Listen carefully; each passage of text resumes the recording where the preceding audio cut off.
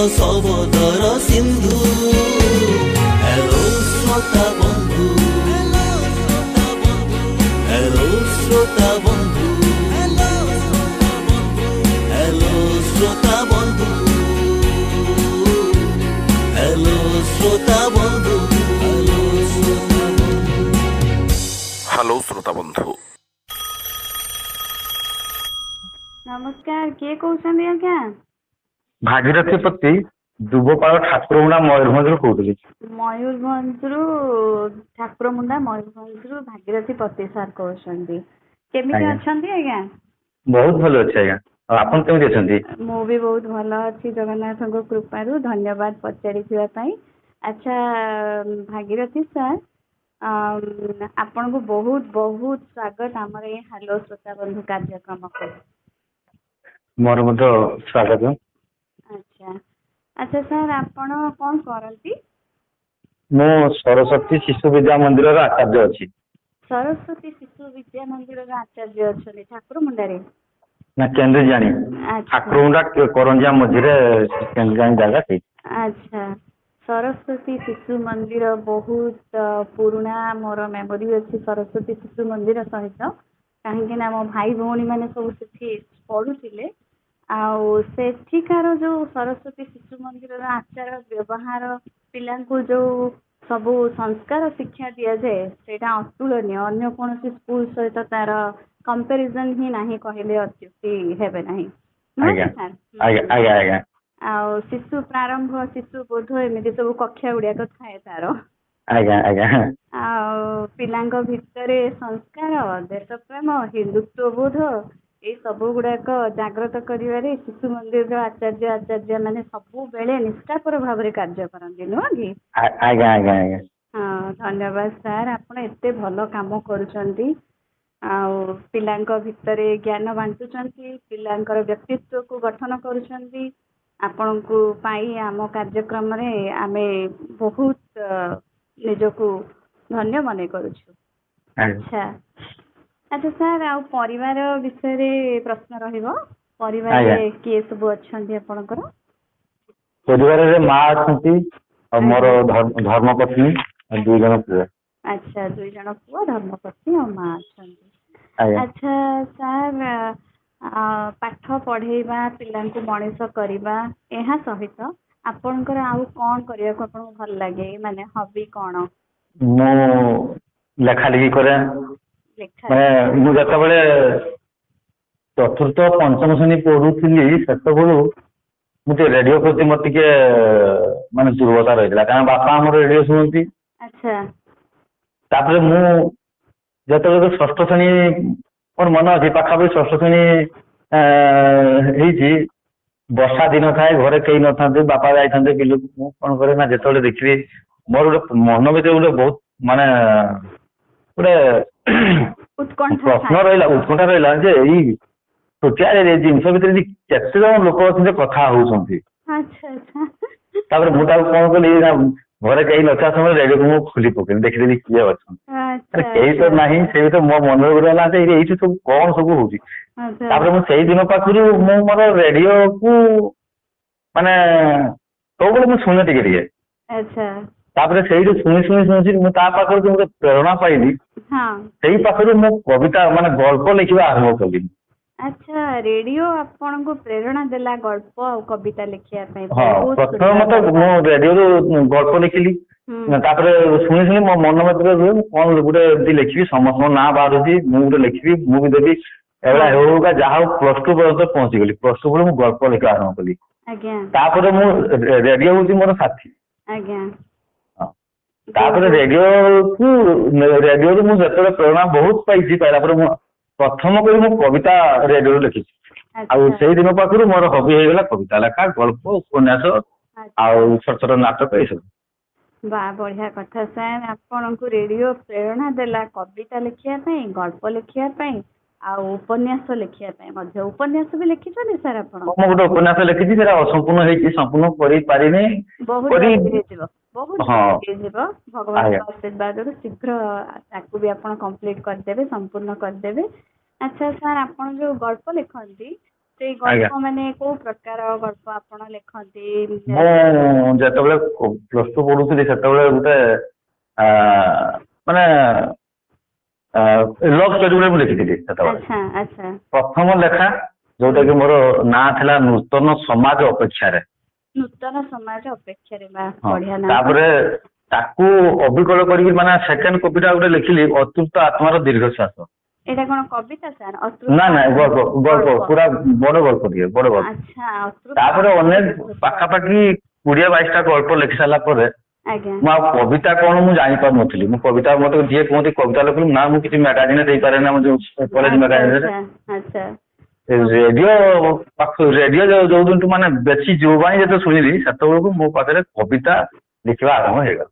ଆଚ୍ଛା, ତାହେଲେ ସାର୍ ପ୍ରାକାରାନ୍ତରେ କହିବାକୁ ଗଲେ ରେଡିଓ ଆପଣଙ୍କୁ କବିଟେ କରିଦେଲା। ଲେଖକ କଲା ପ୍ରଥମେ, ତାପରେ କବି ରୂପରେ ଆପଣଙ୍କୁ ପରିଚିତ କରାଇଲା। ବଢିଆ କଥା ସାର୍। ଆପଣଙ୍କର ଅନୁଭୂତି ରେଡିଓ ସହିତ ଯାହା ରହିଛି ତାହା ଶୁଣିଲେ ମାନେ ଏତେ ହୃଦୟସ୍ପର୍ଶୀ ତାହା, ଆଉ ବହୁତ ଭଲ ଲାଗିଲା ଆପଣଙ୍କ ସହିତ ଆଜି କଥା ହେଇକି ଯେ ରେଡିଓ ଦ୍ଵାରା ଆପଣ ଅନୁପ୍ରାଣିତ ହେଇ ପ୍ରେରଣା ପାଇ କବିଟିଏ ସାଜିଲେ ଏବଂ ଗାଳ୍ପିକଟିଏ ସାଜିଲେ। ଆହୁରି ଆପଣଙ୍କର ଦୀର୍ଘ ପଥ ରହିଛି, ଦୀର୍ଘ ଯାତ୍ରା ରହିଛି, ଆଉ ନିଶ୍ଚିତ ଭାବରେ ଭଲ ଉପନ୍ୟାସିକ ହିସାବରେ ବି ପରିଚିତ ହେବେ। ଆଉ ସେଥିପାଇଁ ନାଟକ ଛୋଟ ଛୋଟ ନାଟକ ବି ଲେଖିଛି। ଆମର ମାନେ ଗୋଟେ ସ୍କୁଲରେ ମଧ୍ୟ ସେ ମଞ୍ଚସ୍ଥ ହେଇଥିଲା ନାଟକ ରୂପ ଜୟନ୍ତୀରେ। ଆଚ୍ଛା, ନାଟକ ବି ଆପଣ ଲେଖିଛନ୍ତି? ହଁ, ମୁଁ ଛୋଟ ନାଟକ ଲେଖେ। ଛୋଟ ଛୋଟ ନାଟକ ଲେଖନ୍ତି। ଆଚ୍ଛା, କିଛି ନାଟକର ଆପଣ କିଛି ଅଂଶ ଶୁଣେଇ ପାରିବେ ସାର୍ ଆମକୁ? ବର୍ତ୍ତମାନ ତ ମୁଁ ନାଟକର ସେମିତି ଭୁଲି ଯାଇଛି ଯେ କବିତା ଶୁଣି ହେବ, କାରଣ କବିତା ମୋର ହଉଛି ନିଶା। ଆଚ୍ଛା ଆଚ୍ଛା, ଯୋଉମାନେ କବିତା ଲେଖନ୍ତି କବିତା ସେମାନଙ୍କର ନିଶା ହିଁ ରହିଥାଏ। ଆଉ ଆପଣଙ୍କର ପେଶା ଶିକ୍ଷକତା କିନ୍ତୁ ନିଶା କବିତା, ଭଲ ଭାବରେ ମୁଁ ବୁଝିପାରୁଛି। ଠିକ ଅଛି ସାର୍, ଆପଣଙ୍କର କବିତା ଭିତରୁ ଗୋଟେ କବିତାଟେ ଆମର ଶ୍ରୋତା ବନ୍ଧୁଙ୍କୁ ଶୁଣାନ୍ତୁ। ମୁଁ ବିଶେଷ କରି ସବୁ ପ୍ରକାର କବିତା ଲେଖେ। ଆପଣଙ୍କର ରୋମାଣ୍ଟିକ ପାଖରୁ ଆରମ୍ଭ କରିକିରି ଭଜନ, ଜଣାଣ, ଏମିତିକି ବ୍ୟଙ୍ଗ କବିତା ମଧ୍ୟ ମୋର ବହୁତ ଅଛି। ବ୍ୟଙ୍ଗ କବିତା ମୁଁ ବହୁତ ଲେଖିଛି। ବ୍ୟଙ୍ଗ କବିତା ମାନେ ଆମ ଆଖପାଖ ଅଞ୍ଚଳରେ ପ୍ରାୟ ବହୁତ ସାହିତ୍ୟିକ ଅନୁଷ୍ଠାନରେ ମତେ ବ୍ୟଙ୍ଗ କବି ଭାବରେ ଜାଣନ୍ତି। ବ୍ୟଙ୍ଗ କବି ଭାବରେ ଆପଣଙ୍କୁ ଜାଣନ୍ତି? ହଁ, ମୁଁ ବ୍ୟଙ୍ଗ କବିତା ବହୁତ ବ୍ୟଙ୍ଗ କବିତା ମୁଁ ଲେଖିଛି। ଆଚ୍ଛା ସାର୍, ବହୁତ ବଢିଆ କଥା ସାର୍। ତାହେଲେ ବ୍ୟଙ୍ଗ କବିତା ଗୋଟେ ଶୁଣେଇ ଦିଅନ୍ତୁ, ମନ ବି ବଢିଆ ଲାଗିବ। ଆଉ ବ୍ୟଙ୍ଗ କବିତା ବି ଆମର ଓଡିଆ ସାହିତ୍ୟରେ କମ ବୋଧେ, ନୁହଁ? ଆଜ୍ଞା। ହଁ, ତାହେଲେ ଶୁଣେଇ ଦିଅନ୍ତୁ ସାର୍ ବ୍ୟଙ୍ଗ କବିତାଟେ। ବର୍ତ୍ତମାନ ନିକଟରେ ଟିକେ ଲମ୍ବା ହେଇଯିବ। ହଁ, କିଛି ଚଳିବ ତ? ହଁ, ଚଳିବ ସାର୍। ହଉ, ଠିକ ଅଛି। ମାନେ ସତ୍ୟବାନ, ସାବିତ୍ରୀ ସତ୍ୟବାନ ଉପରେ ଗୋଟେ ମୋର ବ୍ୟଙ୍ଗ କବିତା କହୁଛି। ଠିକ ଅଛି ସାର୍। ଆଜିର ଯୁଗରେ ବେକାରୀ ଲିଷ୍ଟରେ ରହିଅଛି ମୋର ନାମ, ଟଙ୍କା ପଇସାର ଅଭାବ ଭିତରେ କଟିଯାଏ ମୋର ଦିନ। ସଭିଙ୍କ ମୁହଁରେ ମୋର ନାଁ ଥିଲା, କରୁଥିଲେ ଛିଛାକର, ବାହା ହେଉନାହିଁ ଭୂତ ହୋଇଯିବ ଆମକୁ ମାରୁଛି ଡର। ମନ ଦୁଃଖ କରି ମୁହଁ ସଞ୍ଜ ବେଳେ ବସିଥିଲି ଘର ପିଣ୍ଡାରେ, ପ୍ରସ୍ତାବ ଧରିନ ମାଧିଆ ଆସିଲା, ନିଶ୍ୱାସ ମାରିଲି ତା କଥାରେ। ସୁନେଲି ସ୍ୱପ୍ନ ଦେଖାଇଲା ମତେ ଭାସିଗଲି ସୁପ୍ତ ସ୍ୱପ୍ନରେ, ବାହାଘର ହେଲା କରଜ ବଢିଲା ଦିନ କଟିଗଲା ଦୁଃଖରେ। ସ୍ତ୍ରୀଟି ମୋର ଏମତ ଗୁଣର 12 ବର୍ଷାତର ଗତ କରିଲା, ଅଳ୍ପ ରୋଜଗାର ଅଣ୍ଟିଲାନି ମୋର ଅଟି କରିବାକୁ ମନ କହିଲା। ଯେତେବେଳେ 12 ଓଷାବ୍ରତ ଆସେ ମୁଣ୍ଡେ ପଡିଯାଏ ଚଡ଼କ ମୋର, ହାତିକିଆ ଚିଠା ଦେଖିଦେଲା ପରେ ନିଜକୁ କରଇ ବହୁ ଧିକାର। ବଜାରକୁ ଗଲି ହାତେ ବ୍ୟାଗ ଧରି, ଚିଠା ମୁତାବକ ଜିନିଷ କିଣି, ଫଳ ଦୋକାନରେ ପଶିଗଲା ପରେ ମନଟି ଗଲା ମଉଳି। ପଚାରିଲି ଭାଇ ସେଉ କିଲୋ କେତେ? ମତେ ପଚାରିଲା ଭାଇ ନେବ କେତେ? କିଲୋକୁ 200, ଗୋଟାକୁ 50, ଆଉ କିସ ନେବ ପଚାରେ ମତେ। କମଳା ଗୋଟାକୁ 60, ପୁଣି ଅଙ୍ଗୁର 220, 70, 50 ଜାମୁକୋଳି ଅଛି, ଡାଳିମ୍ବ ଗୋଟାକୁ 60। ଫଳ ଜିନିଷର ରେଟ୍ ଜାଣିଲି, ଚାଲିଗଲି ଷ୍ଟେସନାରୀ ଦୋକାନ। ଦୋକାନରେ ଭିଡ଼ ଏମନ୍ତ ଦେଖିନ, ଖୁସିରେ ନାଚେ ମୋ ମନ। ସୁବିଧାରେ ମିଳେ ବୋଲି ଏଠି ଭିଡ଼, ମନେ ମନେ ଚିନ୍ତା କଲି, ହେଉ ଘଣ୍ଟେ ଯାଉ ଜିନିଷ କିଣିବା, ମନକୁ ବୁଝାଇ ଦେଲି। ବେଳକୁ ବେଳକୁ ଭିଡ଼ ହୋଇଗଲା, ଠେଲାପେଲା ହେଲା ସେଠି, ଜଣକ ଦେହରେ ବାଜିଗଲା ହାତ, ମୁହଁ ପିଠି ଗଲା ଫାଟି। ଦୋକାନୀ ଭାଇଟି ଉଦ୍ଧାର କହିଲା, ହେ ସତ୍ୟବାନ, କି ଜିନିଷ ନେବ କୁହ ଭାଇ ମତେ, ତୁମକୁ ଦେବି ମୁଁ ଆଗ। ଷ୍ଟେସନାରୀ ଚିଠାଟି ବଢେଇ ଦେଲି ମୁଁ, ହିସାବ କହିଲା 800 ଟଙ୍କା। ଶାଢୀ କିଣା ହେବ, ଫଳ କିଣା ହେବ, ମୋ ପାଖରେ ଅଛି 1000 ଟଙ୍କା। କଣ କରିବି କେମିତି କିଣିବି, ପିଠି ଆଉଁସି ମୁଁ ଚାଲି ଆସିଲି। ଘରଣୀ ମୋହର ଖାଲି ବ୍ୟାଗ ଦେଖି ରାଗରେ ଗଲା ସେ ଚାଲି। ସତ୍ୟବାନ ତୁମେ ହୋଇପାରିବନି କେମିତି କରିବି ସାବିତ୍ରୀ ବ୍ରତ। ଉଗ୍ର କାଳୀ ମୂର୍ତ୍ତି ରୂପ ଦେଖି ମୁଇଁ ହାରିଦେଲା ମୋର ମାନ ମହତ। ଶାନ୍ତ ହୁଅ କାଳୀ ଅରବ ସାବିତ୍ରୀ ସତ୍ୟବାନ ହେବି ନାହିଁ। ମୋ ମୁହଁକୁ ଥରେ ଦେଖି ଦିଅ ଦେବୀ ଯମକ ପାଖରୁ ଫେରିଛି ମୁହିଁ। ଯମକ ପାଖରୁ ଫେରିଛି ମୁହିଁ। ବହୁତ ବଢିଆ ସାର୍। ଆଜିକାଲି ଦୁନିଆର ଗୋଟେ ନିଚ୍ଛକ ରୂପ ଅତି ନିକଟ ଅତୀତରେ ଯାଇଛି ସାବିତ୍ରୀ ବ୍ରତ। ଆଜ୍ଞା ସତ କଥା, ଫଳର ଏମିତି ଦାମ, ଷ୍ଟେସନାରୀ ଦୋକାନରେ ଭିଡ, ଲୁଗା ଦୋକାନରେ ଭିଡ, ବହୁତ ବଢିଆ ହେଇଛି, ବହୁତ ବଢିଆ ହେଇଛି। ଧନ୍ୟବାଦ ଆମ ଶ୍ରୋତା ବନ୍ଧୁ ମାନଙ୍କୁ ଆମକୁ ଏତେ ସୁନ୍ଦର ଗୋଟେ ବ୍ୟଙ୍ଗ କବିତା ଶୁଣେଇଥିବାରୁ। ଆଚ୍ଛା ସାର୍, ଆଉ ରେଡିଓର କୋଉ କାର୍ଯ୍ୟକ୍ରମଟା ଆପଣଙ୍କୁ ବହୁତ ଭଲ ଲାଗେ କହିଲେ? ରେଡିଓ ମୁଁ 2000 ମସିହାରୁ ଶୁଣି ଆସୁଛି। ଆଜ୍ଞା। ମାନେ ବିଧିବଦ୍ଧ ଭାବରେ ଚିଠି ଦଉଛି। ହଁ ହଁ ତା ଆଗରୁ ତ ମୁଁ ଚତୁର୍ଥ ପଞ୍ଚମ ଶ୍ରେଣୀରୁ ଶୁଣି ଆସୁଛି ବର୍ତ୍ତମାନ ପର୍ଯ୍ୟନ୍ତ। ଆଜ୍ଞା ତ 2000 ମସିହାରୁ ମୁଁ ବିଧିବଦ୍ଧ ଭାବରେ ଚିଠି ବି ମାନେ ଦିଏ। ସେତେବେଳେ ମୋର ପ୍ରିୟ କାର୍ଯ୍ୟକ୍ରମ ଥିଲା ଯୁବବାଣୀ। ଆଚ୍ଛା। ତାପରେ ପରେ ମୋ ପସନ୍ଦ କାର୍ଯ୍ୟକ୍ରମ ଯୁବବାଣୀ ପ୍ରତିକ୍ରିୟା।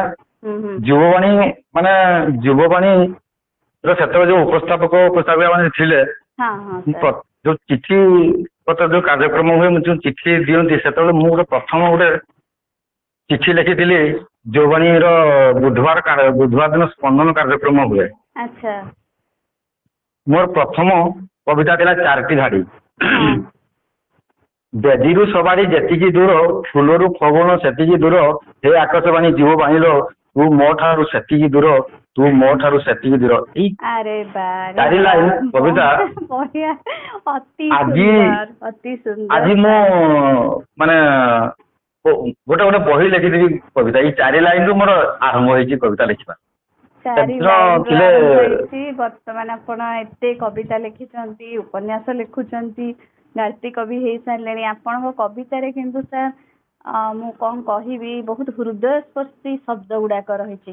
ଶବ୍ଦ ସଂଯୋଜନା ଆପଣଙ୍କର ଅଭୂତପୂର୍ବ।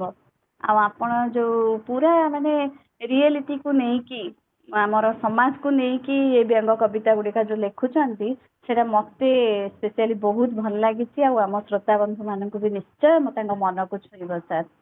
ଆଜ୍ଞା। ଆଚ୍ଛା, ତାହେଲେ ଯୁବବାଣୀ ଆଉ ମୋ ପସନ୍ଦ ଆପଣଙ୍କର ତାପରେ ନାରୀ ମହଲ କାର୍ଯ୍ୟକ୍ରମ।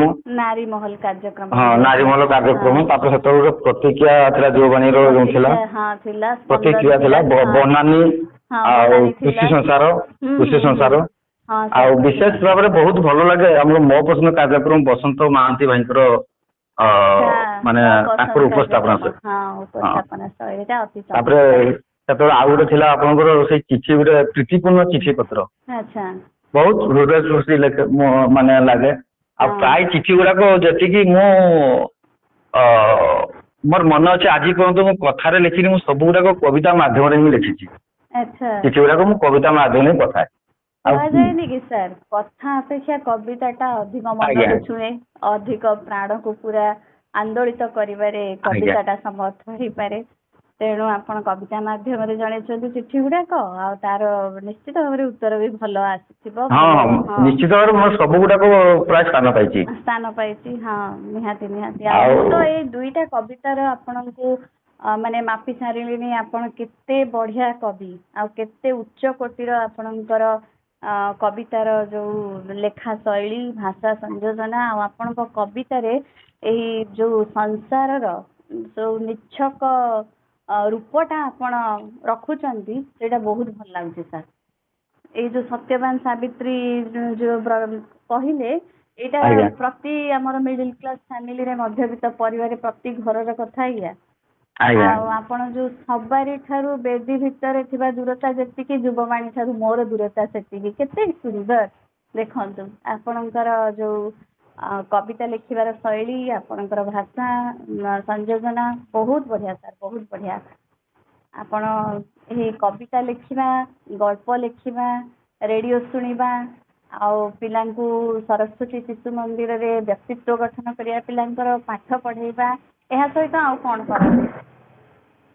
ନା, ଆଉ ମୁଁ କିଛି କରେନି। ଘରେ ଚାଷବାସ ଅଛି। ଆଚ୍ଛା, ଚାଷବାସ ଦେଖନ୍ତି। ଆଜ୍ଞା।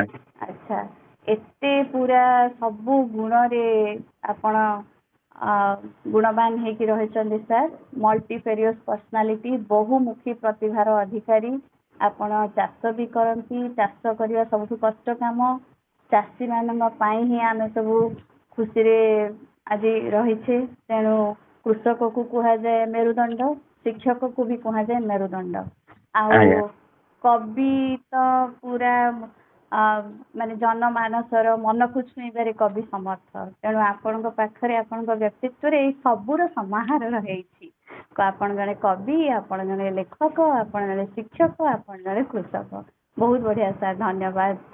आ गोटे कथा सर आपण प्रश्न रहिबो आमर ये जो श्रोता मानक पई आपण किसी वार्ता देबे कि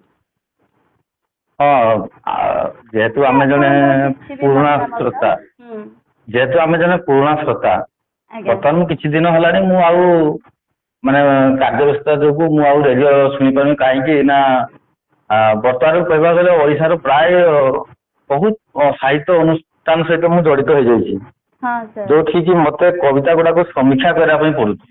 अच्छा अच्छा बहुत बढ़िया जेतले कविता गुडा को समीक्षा करा पई पड़ुछि सेही समय रे आ सुनिया पई मुझे सुजोग एते पाउनी समय मिलुनी। हां सर समय मिलुनी आ हाँ बहुत गुडे अनुष्ठान सहित जड़ित अच्छी जहाँफल कि कविता गुड़ाक समीक्षा कला मैं शुणा पाऊँ। हाँ हाँ कविता समीक्षा करिया माने पूरा डीप भीतर को गभीरता को जाई कविता को मापिबा को पड़िबो। आज्ञा आज्ञा एटा बहुत कष्ट साध्य व्यापार। हाँ कष्ट आकाशवाणी एमती एक माने मार्ग जोटा कि आम जीवन गतिपथ बदल देव सत कहवा गले मु आकाशवाणी को मुझे चिट्ठी दिए कविता लिखा ये माने एमती कि सरस्वती शिशु विद्या मंदिर मु माने माने सेवा कर सुजोग पाई तारी माध्यम आकाशवाणी माध्यम हाँ माने जो मो लेखा जो समस्त जानले से खबर कागज भी लेखा दिए सब खबर कागज अभिमत पृष्ठा आप रविवार पृष्ठा संवादर मुझे लेखा लिखी बहुत समय देती हाँ से देला लोक समस्त जानले जानला तेणु मत सुजोग मिला शिशु मंदिर में सेवा कर मत गोटे सुजोग मिला तेणु जदि आम जदि गोटे श्रृंखलित जीवन यापन जब करने आकाशवाणी को बचा दरकार। अच्छा श्रृंखलित जीवन यापन करने एकमात्र पाथेय होउची आकाशवाणी आपणकर वार्ता आम श्रोता मानक पई। आज्ञा आज्ञा बहुत बढ़िया सर बहुत बढ़िया कथा कहले एटा आम श्रोता मानक पाखरे पहुंचीबो सेमानंकु बहुत भल लागिबो मोर भी हृदय को एई वार्ताटा आपणकर स्पर्श करि परिछि। अच्छा सर आपणकर साक्षात्कार रे आपण कहिले जे आकाशवाणी आपणकर जीवन गतिपथ को बदली देछि सेथि पई आपण आज सरस्वती शिशु मंदिर जड़े सेवक सेवा करने सरस्वती शिशु मंदिर रही पिला शिक्षा दान करने समर्थ हेले आपण कहले रेडियो रु ही आपण कवि हो पारे रेडियो प्रेरणा रे ही लेखक एवं उपन्यासिक हो पारे गायक हो पारे रेडियो सहित आपणकर जो जीवन ओतप्रोत भाव जड़ित रेडियो जे आपणकर प्रेरणा आ रेडियो जे आपणकर जीवन एक गुरुत्वपूर्ण अंग यह शुणी बहुत खुशी लगिला सर बहुत बहुत धन्यवाद आपण आज आम सांगरे आपणकर अनुभूति आपणकर कथा एते बढ़िया कविता एते सुंदर आपणकर जीवन यात्रा विषय रे आपण आपणकर मत रखिले आपण आम सहित एते समय देले सेति पय बहुत बहुत धन्यवाद। आपणकर दीर्घ सुस्थ निरामय आ सफल जीवन कामना करी मु आपणको विदाय नेउछि। नमस्कार सर। नमस्कार नमस्कार बहुत धन्यवाद। नमस्कार नमस्कार।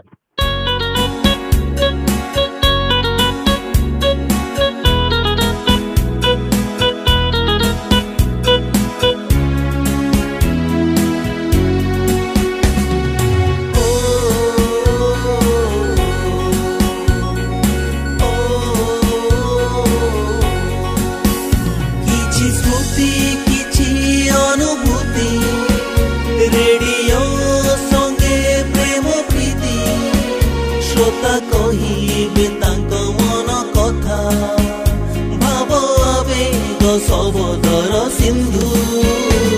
हेलो श्रोता बंधु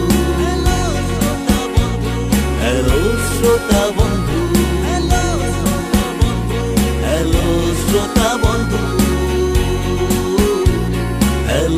শ্রোতা বন্ধু, হ্যালো শ্রোতা বন্ধু। হ্যালো শ্রোতা বন্ধু,